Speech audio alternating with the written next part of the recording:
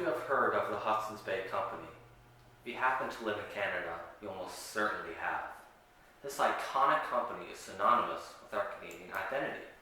When most think of the Hudson's Bay Company, they imagine a large department store, probably near proximity to their local mall, containing vast aisles with an enormous range of products. But it's more complicated. It's probably not somewhere the average person would like to spend time. I myself am from the city of St. John's, Newfoundland, and while the Hudson's Bay Company retail locations did not exist in the province, I remember as a child going to the big Canadian cities like Montreal and Toronto, and I would see them everywhere. Our family would sometimes venture inside to investigate, and of course, it's nothing special. It's a normal department store like any other. Understandably, my sisters and I would be incredibly bored. But what most fail to realize, including myself at the time, is that this relatively normal, bland, and inoffensive-looking department store has a deep and complex history that is also riddled with violence. From when the first outpost was constructed in the late 17th century, the company has maintained a strong influence on European Indigenous relations. In other words, the Hudson's Bay Company directly impacted the development of Canada and changed the traditional way of life for the Indigenous population considerably. As anyone who took American history class in high school knows, Christopher Columbus discovered America. While this is completely false for a multitude of reasons, this topic deserves a TED Talk of its own. But what's important here is that this kickstarted an era of European exploration, mainly focused on the North and South American continents. While the Spanish were the first to claim large swaths of land, the English and the French soon followed. Since the southern areas of North America, like Florida, were occupied by the Spanish, the English and the French chose to colonize the upper areas of the continent.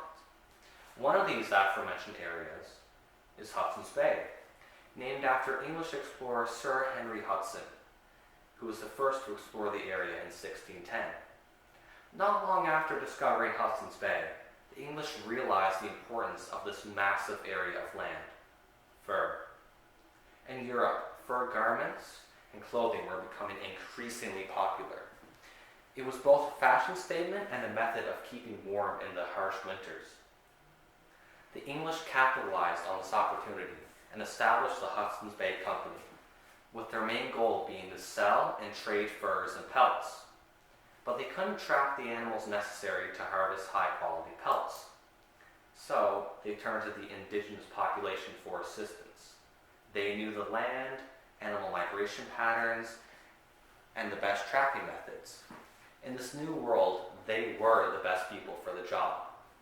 The indigenous accepted their new role as trappers to supply the Europeans. After all, the pay was good. These trappers worked hard, often traveling by canoe for weeks at a time, just to supply the Hudson's Bay Company with pelts.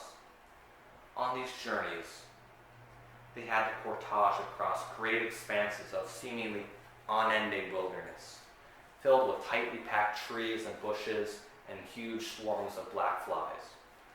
It was a tough way to make a living, but they endured these horrendous conditions for centuries. But, as we all know, times changed. As Canada formed and began to develop, the fur trade became increasingly less important. More and more people moved to the urban centers that were popping up across the entire nation. The indigenous people who had relied on this fur trade for their very survival were being left behind.